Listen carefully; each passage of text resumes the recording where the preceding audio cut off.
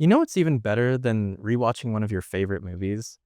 Watching your new bestie experience one of your faves for the very first time. Watching their jaw drop at that plot twist, or watching them gasp, laugh, cringe, and cry, sometimes all at once. It's like seeing the movie again through brand new eyes. Eyes that don't yet know what's coming, but are totally open for the ride. For the last few weeks, I've been showing my new bestie, Leo, some of my favorite films of all time, many of which he's never even heard of, but I'm confident he'll end up enjoying most, if not all of them, to one degree or another. And today, I want to share with you the top 15 movies I'm most excited to show him. Now, when I say the top 15 movies, I have to specify non-Star Wars, because otherwise the list would be like 80% Star Wars, and we've already built a whole separate viewing order around that saga, which we're calling the Star Wars Crash Course viewing order. But this ain't that. This list, this is everything else. The strange, the spooky, the stupid yet unexpectedly profound. Now, while I don't claim to be some great and renowned film bro, I do have some pretty eclectic tastes and a good-sized media collection.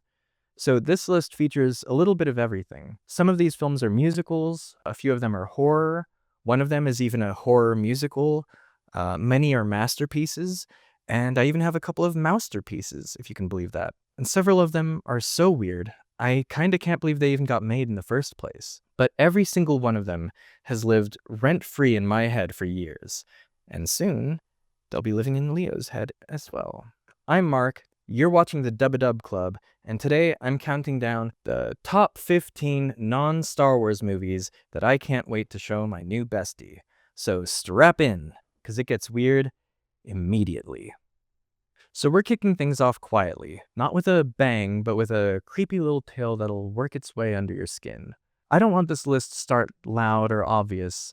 I wanted it to start with a movie that sneaks up on you. Something small, something offbeat, something you've maybe never even heard of, but one that is amazing and will stay with you long after the credits roll. So kicking us off at number 15, we have Richard Attenborough's Magic. I don't know if you can see that, hopefully. From 1978. Magic is a somewhat forgotten psychological horror film starring Anthony Hopkins in what might be his most underrated performance, though probably my favorite performance of his. He plays Corky, a painfully shy ventriloquist whose act depends on a foul-mouthed ventriloquist dummy named Fats. And the longer we spend with him, the blurrier the line becomes between man and puppet. There's no gore here, no jump scares, just a slow, aching unraveling.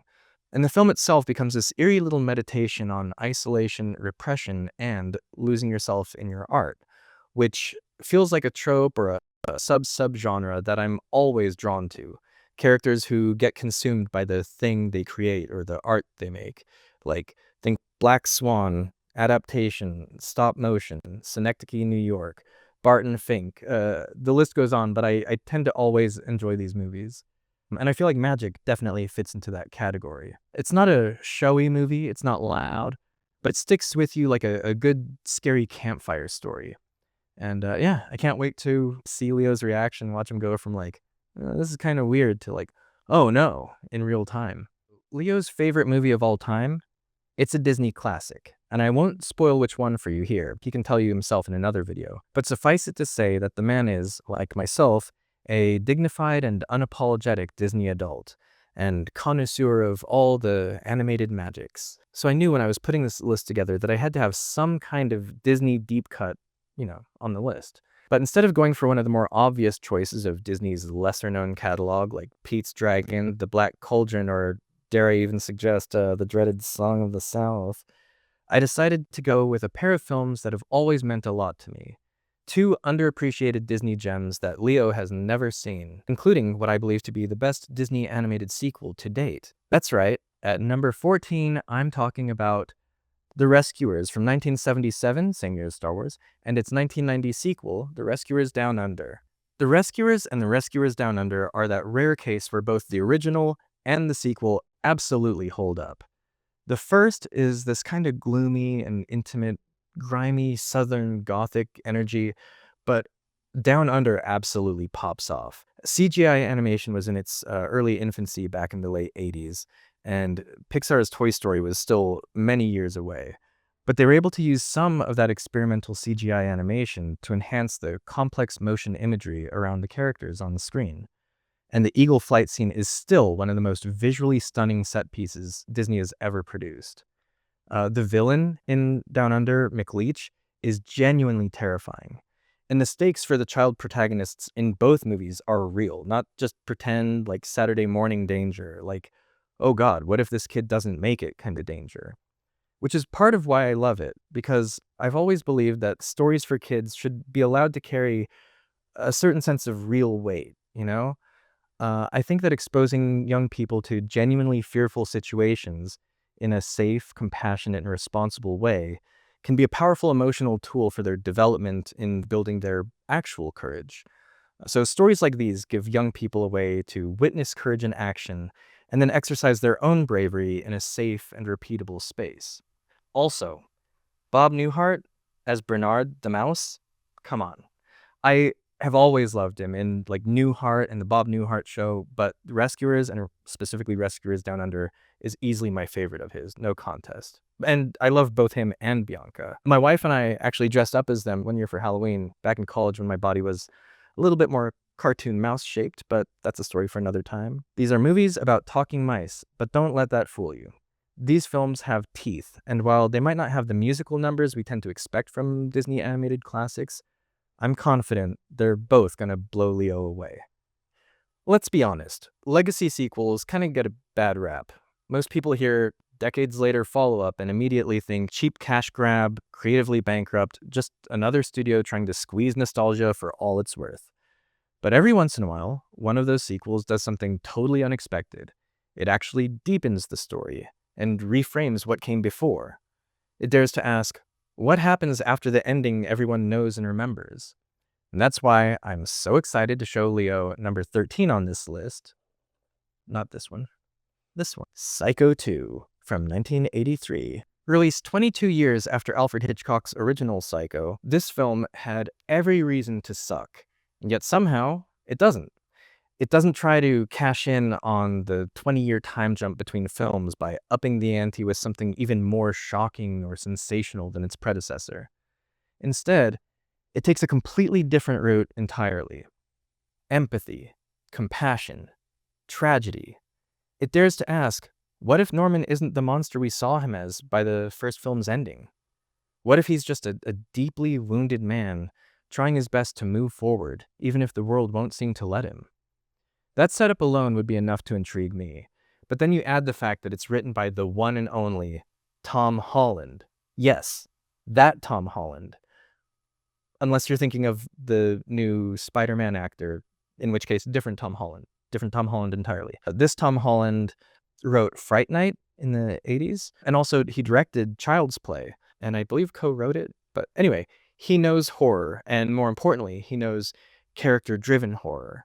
And then there's Anthony Perkins in one of the finest performances of his career, and personally, I much prefer him in this than I do even in Hitchcock's original. He plays Norman with such wounded fragility and haunted stillness that you almost forget what he once did, or at least you want to forget. The film walks that tension between redemption and suspicion, vulnerability and relapse so masterfully, and it never feels cheap, never exploitative.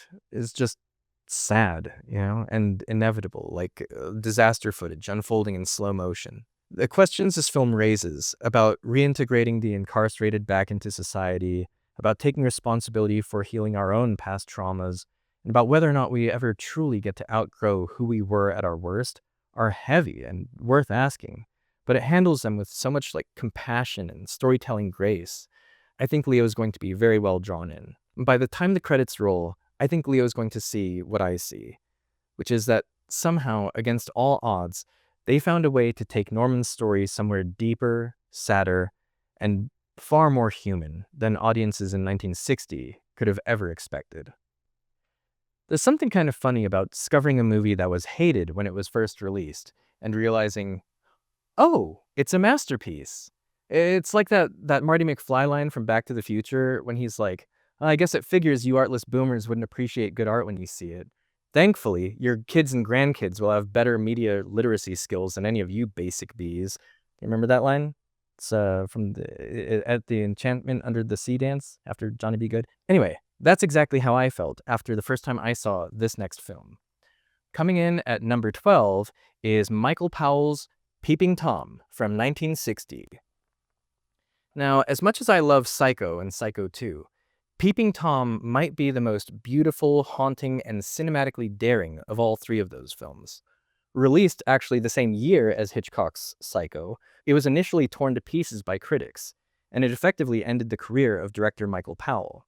But over time, its brilliance could not be denied, and the film couldn't stay buried. It's about a man who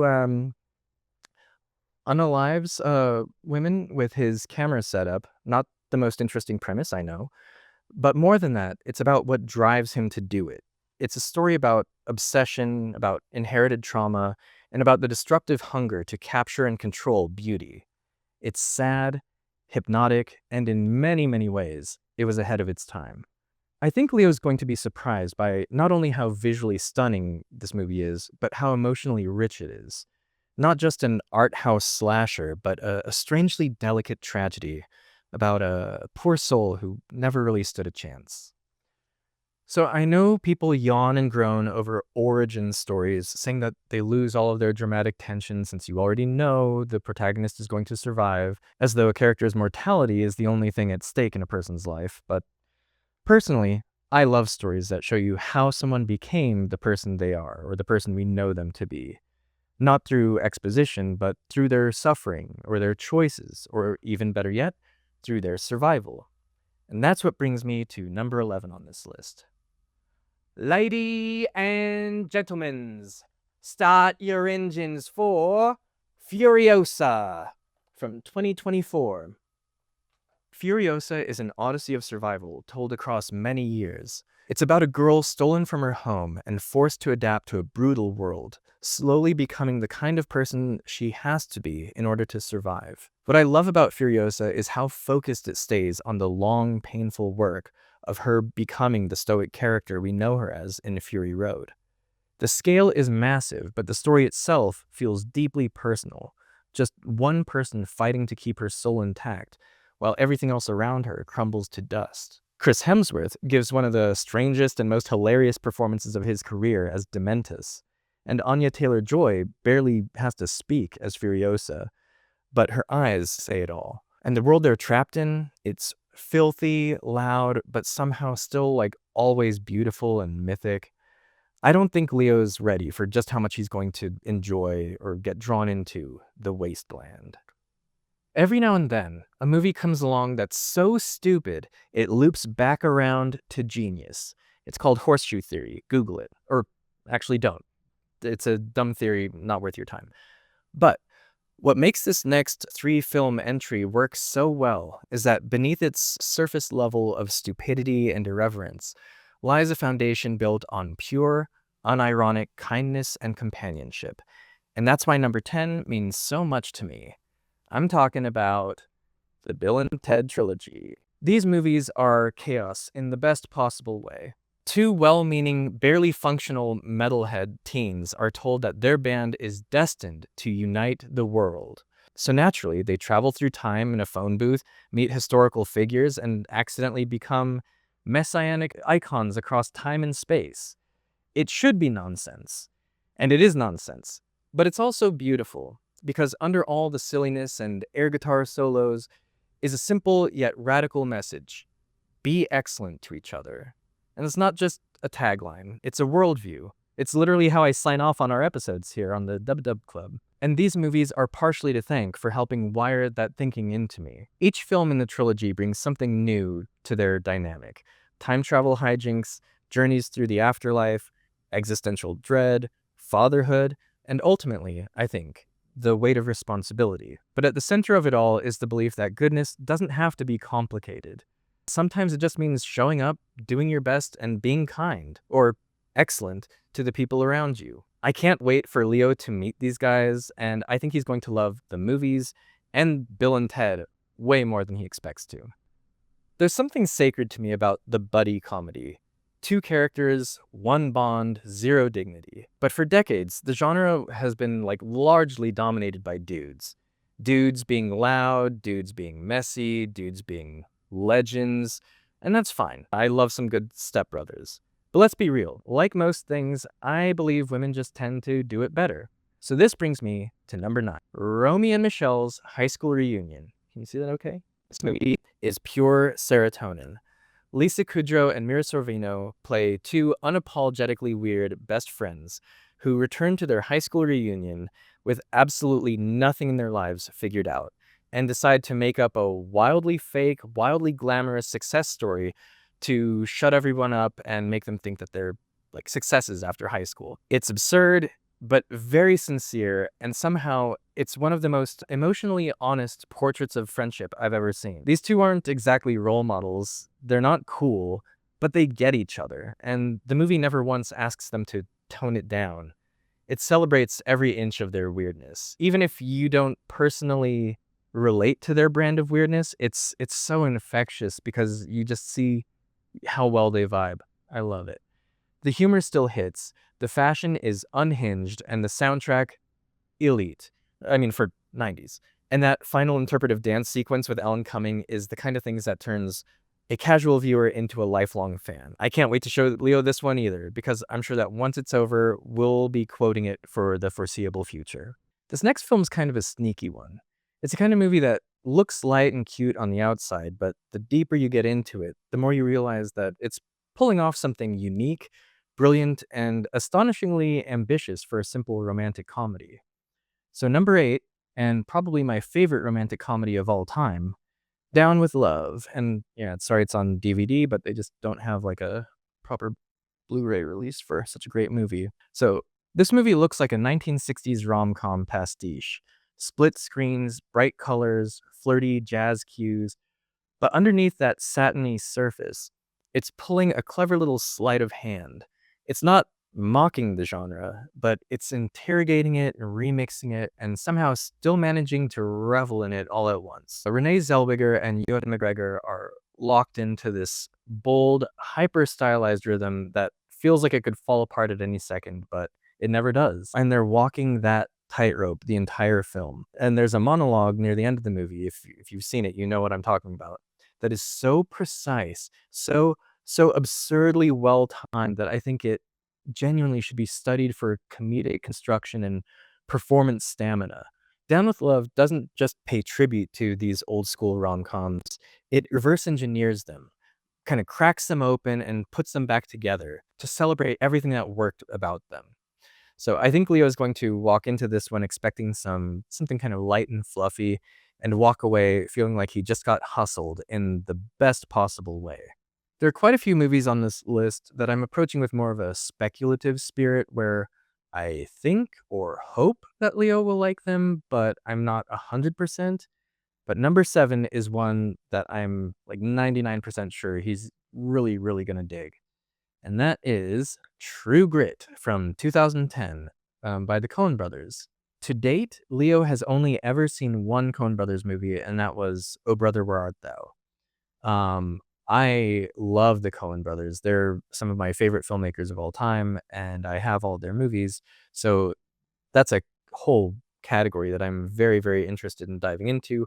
But that being said, I am convinced that True Grit will be his favorite of their catalog. It just has a lot of things that he already enjoys. He's a big Western fan. And it's not only a great movie in its own right, it doesn't only serve kind of as a remake of the original film with John Wayne, but it's a pretty great adaptation of the Charles Portis novel, which I read because I enjoyed the movie so much. And kind of like No Country for Old Men, I actually enjoyed the book much, much more than the movie, which I guess is not that rare, but it's such a great movie.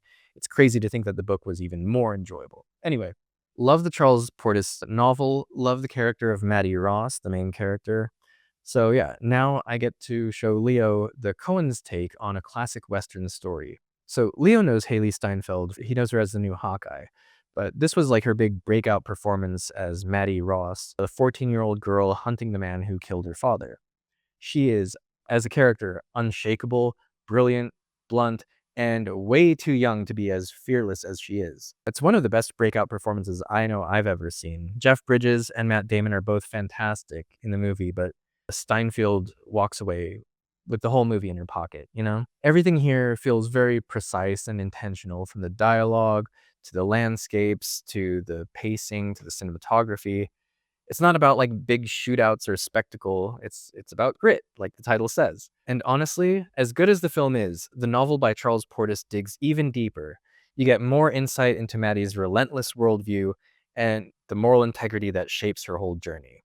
But the film captures the spirit beautifully, and I think Leo's going to be pulled in from the first frame.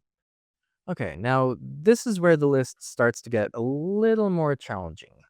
We've had fun, we've had feels, but number 6, this one's a slow walk into hell. Coming in at number 6 is 2015's Bone Tomahawk. It starts as a classic Western, kind of like True Grit. Dusty town, missing people, small group of men saddling up to go where no sane person should. But somewhere along the trail, this movie shifts, and by the end, it's not just a Western anymore. It's a horror show. Just a balls to the walls Western horror. The cast is incredible. It stars Kurt Russell, Richard Jenkins, Patrick Wilson, and Matthew Fox. And the writing is so sharp, it lets you forget what's coming, which makes kind of the ending third hit that much harder. I'll be honest, this one might push the limits of Leo's violence threshold.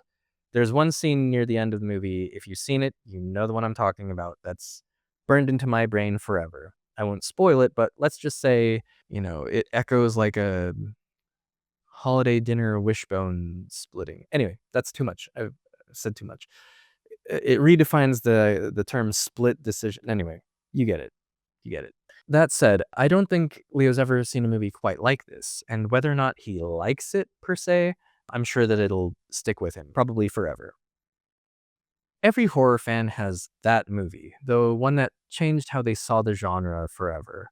Not just as a cheap thrill, but as something mythic, like other stories, other movies.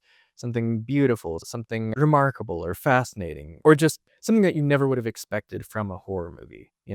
So for me, that movie is number 5 on this list. The Wicker Man from 1973. This is one of the ones that I am most excited and kind of most nervous to show Leo. Not because it's scary in the traditional sense, but because it's unlike any horror film he's ever seen. No gore, no monsters, just sunshine and singing and creepy sense that something is very, very wrong. And yes, you heard that right.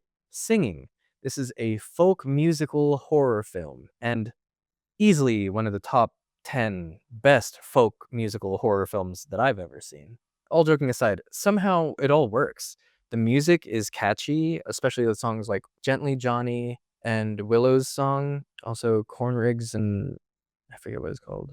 Corn Rigs and Barley. Anyway, it's got a great soundtrack. The performances from all the villagers are amazing. I want to say several of them might not even be proper actors. I don't know. That's just my own theory. The more everyone smiles, like the more your stomach churns, the more it just feels off. It's hard to describe. Edward Woodward plays a devout Christian police officer sent to a remote island to investigate the disappearance of a girl.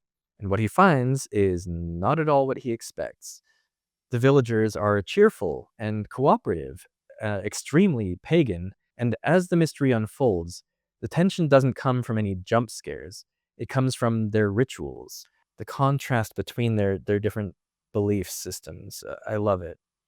And then, of course, there is a young Christopher Lee having the time of his life. Leo is going to recognize him as a young Count Dooku.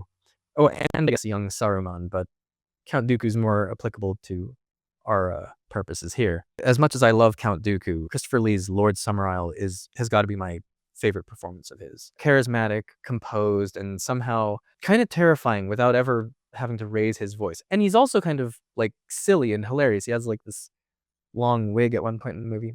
It's weird. This is one that I'm planning on showing him in the not too distant future, especially it's May right now at the time of recording this. So it seems appropriate to watch either this or Midsommar to kind of introduce him to horror as something a little bit more artful, you know?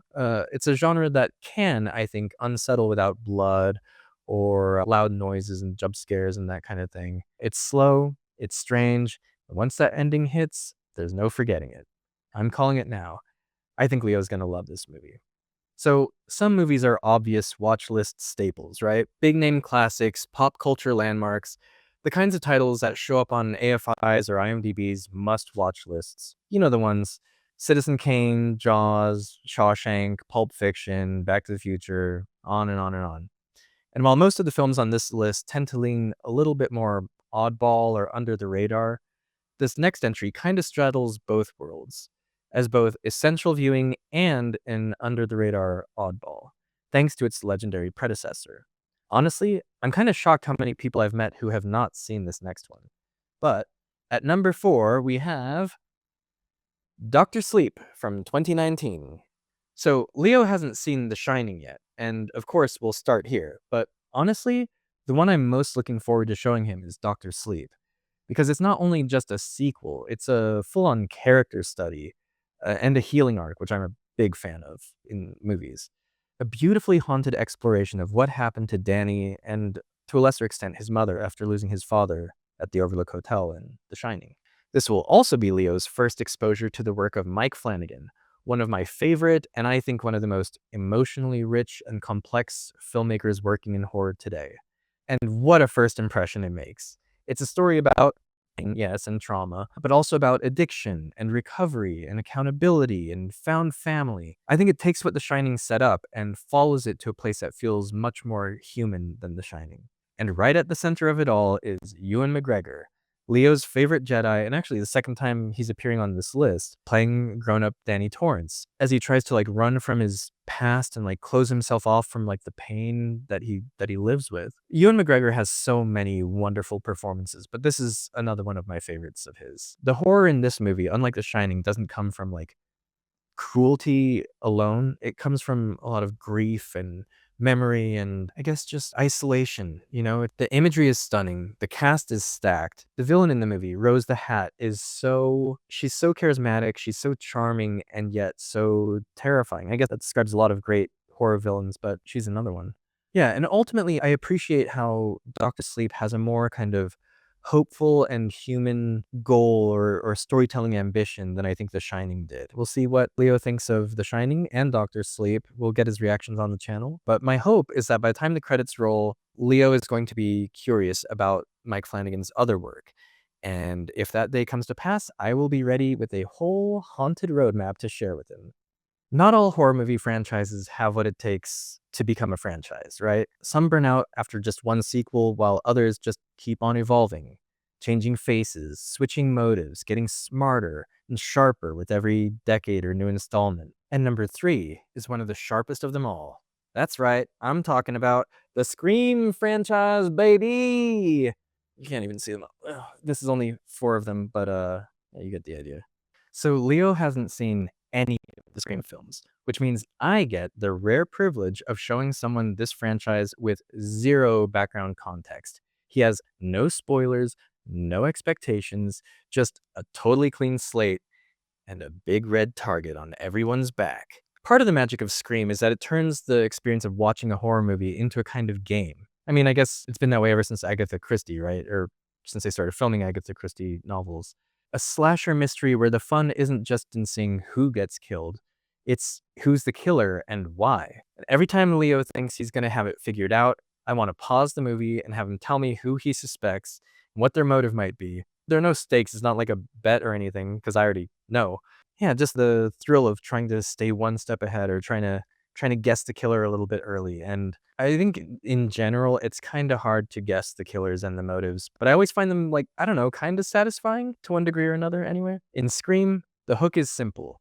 It's always someone you know, and everyone is a suspect. And the films have always known exactly what they are. They're about 30% scary and 70% fun. They pull you in by making you care about the characters first, then they twist the knife, and just when you think you have it figured out, you don't. What I love most about Scream is how it evolves. Each movie reflects the era that it's made in, right? From 90s video store logic to reboot culture and toxic fandom. And yet, the core idea stays rock solid. Survival isn't about strength, it's about awareness, knowing the rules and knowing when to break them. I think the Scream franchise is a lot smarter and scarier and funnier than people really want to give it credit for. And I can't wait for Leo to get to know that little stinker known as Ghostface, one movie installment at a time. While Scream might be the baby brother of the masked killer horror franchises with, more than what, 5 installments or something. I think that every major horror franchise has earned its place in the pop culture and in the hearts of its fans, even though many of them often share several of the same factors in common. You've got your masked monsters, you've got your final girls, your iconic soundtracks. But for me, there's one slasher franchise that stands head and shoulders above the rest. Not because it's the scariest per se, or the most violent, or even necessarily the smartest, but because of how deeply I feel it understands fear and trauma and grief while getting the basics right. So, number 2 isn't just a movie, it's a 4-film deep dive into one woman's struggle to heal from her past traumas and reclaim her life. Please don't get mad in the comments, but number 2 is John Carpenter and David Gordon Green's Halloween quadrilogy. Can you see them all? Can you see them all? They're so good. I love them. I love them all. So, with John Carpenter and David Gordon Green's Halloween quadrilogy, that's 1978's Halloween, 2018's Halloween, 2020's Kills, and then 2022's Ends. So it all begins with John Carpenter's original, the lean, eerie, and deceptively simple Halloween from 1978. Michael Myers isn't just a killer. He's the absence of humanity, I guess, made flesh. But that's just a way of romanticizing him, right? He's a void with a kitchen knife, There are a lot of ways people sensationalize him. He's also known as the boogeyman or the shape. The shape was what he was known as in the original, I think, end credits and in the screenplay, just the shape. There's not a lot of character to him, which is not a flaw. It's a feature of Michael Myers. He's like a person with no person there. He's fascinated by violence, and he's like pathologically compelled to just act out violence. He's not a bright character, And it's weird to me that people, I don't know, make him out to be this kind of like cool icon. I like the image of Michael Myers, but I don't look up to him or think he's cool in any way. The final girl in that movie, Laurie Strode, just a teenage girl who happens to survive the worst night of her life where some of her friends do not. But what that first film does not show you is the aftermath, the decades that follow that worst night of her life, and the cost of her survival. So that's where David Gordon Green's trilogy picks up. 40 years later, Laurie has become a kind of doomsday prepper, convinced that Michael Myers is going to come back and attack her. She has a daughter who resents her, a granddaughter who is kind of almost estranged from her. It's hard for them to even get together or, like catch up. Yeah, they have like a distant relationship. So Laurie is convinced that the past is coming back to get her, right? And when it does, she'll be ready. So Halloween 2018 is about her getting ready for that inevitable confrontation. But I also think that it's about the way that trauma, like the traumas that shape us, can warp us into somebody who can't trust safety, even when we have safety. Like she spent 40 years living on edge, thinking that she's not safe, So by bringing that up, it also becomes a story about connection, right? How do we ever come back from that kind of place? How do we ever heal from that kind of traumatic wound, right? And I think it's also about like generations and passing something stronger than pain on to the next generation. That's Halloween 2018. Halloween Kills, the second movie in this new trilogy, zooms out. This movie is about Michael Myers and about the other survivors from that 1978 night, and about what happens when collective trauma curdles into a mob mentality. With Michael Myers on the loose now, the townspeople refuse to confront the nature of their own fear. They refuse to process it or heal. So instead, they suppress it, replacing it with aggression and bloodlust, with a need to act, even if they don't know what they're doing or what they're fighting. And that hubris, that refusal to feel or reflect, becomes their downfall. And the violence doesn't end. it spreads. This leads into Halloween Ends, which is the most divisive of the trilogy, according to like everyone. But to me, I don't know. I think it's the most important. I think it's kind of the coda that wraps it all up thematically. So I think Halloween Ends asks the question of what happens when the violence is gone, but the pain still remains? Kind of like with Laurie in the first one in this trilogy. Like instead of Laurie living with the pain of her trauma, it's now the entire town of Haddonfield. But ironically, while the town is going through a lot of angst and confusion, Laurie has gone to therapy and she's trying to move on with her life, trying to build a life that's about more than just her past trauma. She's teaching herself to write and to cook and even considering dating. And she's sharing what she has learned on her trauma recovery journey with Allison, her granddaughter, and with this newcomer to the franchise named Corey Cunningham, who is similar to Laurie, also kind of a broken soul in a way, who's been shaped by the fear that Michael Myers has left behind on the town. Even though Corey never actually encountered Michael Myers. He's a victim of him in a way I don't want to spoil how, but he had never met or encountered Michael Myers, and yet his life was still very much ruined by him. It's a movie I don't think gets enough credit for all the interesting ideas that it brings to what is essentially just, or what can be just, a dumb slasher franchise. But Halloween Ends isn't just a story about final girls surviving slashers. In fact, Michael Myers is hardly even in the movie, which is one of the reasons why people hate it so much. Ironically, he's in this one more than he's in this one. I don't want to start any fights, but yeah, that's a conversation I guess for another time. Ultimately, I think that this entire quadrilogy is a story about how an individual and even a collective can struggle to process their trauma. But in Laurie's case, we can see how we can go on that trauma recovery journey, using her as a kind of guide or sensei or mentor, like she's an example. Each film in the trilogy focuses on someone different. Halloween 2018, it focuses primarily on Laurie and Allison. Halloween Kills focuses primarily on Michael and the town's other surviving victims. And then Ends is Corey Cunningham, Allison, and then the entire town of Haddonfield responding to the trauma that Michael left behind. And look, these movies, especially the newer trilogy, absolutely fall into the more traditional camp of horror movies. There's blood, there's brutality, and Michael Myers is nothing if not a living embodiment of trauma and loss, and he's not exactly subtle about it. But my hope is that Leo can look past all the red and gooey stuff and see the larger thesis underneath. Because for me, these movies are about so much more than mere thrills. They're about the healing journeys that we all must endure if we are to ever heal our deepest, most painful wounds. I can't wait for Leo to watch Laurie's journey, not just growing from final girl to fighter, but into something even more rare and more special, a healed and integrated survivor of trauma. All right, so here we are, folks. Number 1 on the list. Ooh-wee. If you've enjoyed this list so far, please feel free to drop us a like. It helps other people see these videos. If you want to see more of them, subscribe or hit the bell to get notifications when we publish more. Without further ado, let's get down to number 1 on this list.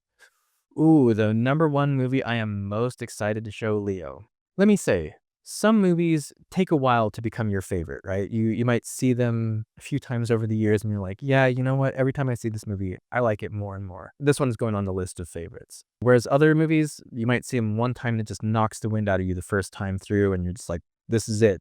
This is my new favorite. This next one that I'm about to mention, it's one of those. So this next one, when I first saw it, it instantly jumped to my Letterboxd top 4. And it's easily, I would say, one of the most meaningful cinematic experiences I've had in years. So number 1 on this list is James Cameron's 1989 masterpiece, The Abyss. Unlike pretty much everything else on this countdown list, I only actually saw The Abyss for the first time recently, during its long overdue special edition theatrical re-release. And the moment the credits started rolling, I knew this wasn't just another James Cameron movie. This was the James Cameron movie for me. Now, while Leo might not be too familiar with the man himself, he already loves James Cameron's work, as Avatar and Avatar: The Way of Water are 2 of his all-time favorite films. To be able to share this one with him kind of feels like a rare gift, kind of like showing him the Scream movies for the first time. Like, yes, some of the visual effects might seem a little modest or quaint by modern standards, but make no mistake, this film was just as much of a technological miracle in 1989 as Avatar was in 2009. The craft, the scale, the underwater production, all ambition, no shortcuts, pure James Cameron. Like watching the behind the scenes of how they were able to shoot it, they had to invent so many different types of technology to shoot underwater. It's incredible. It's insane. This movie should not exist. This movie should be one of those stories where they're like, oh, they had such a great idea for a film, but it was just impossible to shoot, so it never got to be released or something. But it is released and it's amazing. But what sets The Abyss apart isn't just its amazing use of technology to tell its story. It's the soul of this story. This is James Cameron at his most deeply humanistic. It's a film about fear, love, survival, and the terrifying unknown. And not just of the ocean, but of each other. It's a movie about making contact in more ways than one, about learning to communicate with others, effectively before we destroy ourselves. It's about choosing empathy in a moment that demands or seems to demand aggression. There are sequences in this movie that are breathtaking in the sense that they will take your breath away. Like you'll realize like, oh, I haven't been breathing, because it's so intense. Oh God, it's so great. If you haven't seen The Abyss, please go watch it. Watch the collector's edition too, because it's a little bit longer and it just features a little bit more. But yeah, whew, I cannot wait for Leo to see this one. And not just because I think he'll love it, but because I think this film speaks to something bigger than thrills or spectacle. I think that it's a reminder of what's possible when we lead with compassion and when we risk vulnerability and when we stop trying to conquer the unknown and start trying to understand it. And for all of its intensity and awe, I think that's the part that'll resonate with Leo the most. It's really just a story about connection, about reaching across a divide and finding a hand waiting on the other side. And there you have it, the top 15 non-Star Wars movies that I can't wait to show my new bestie.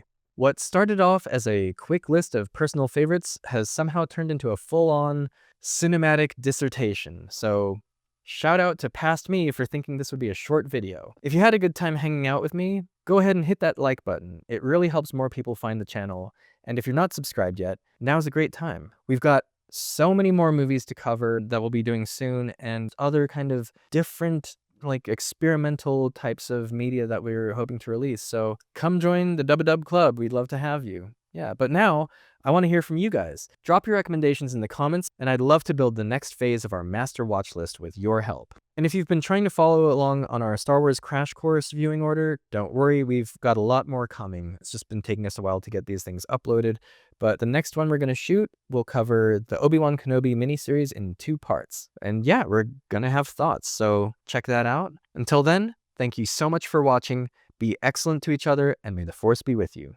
Peace.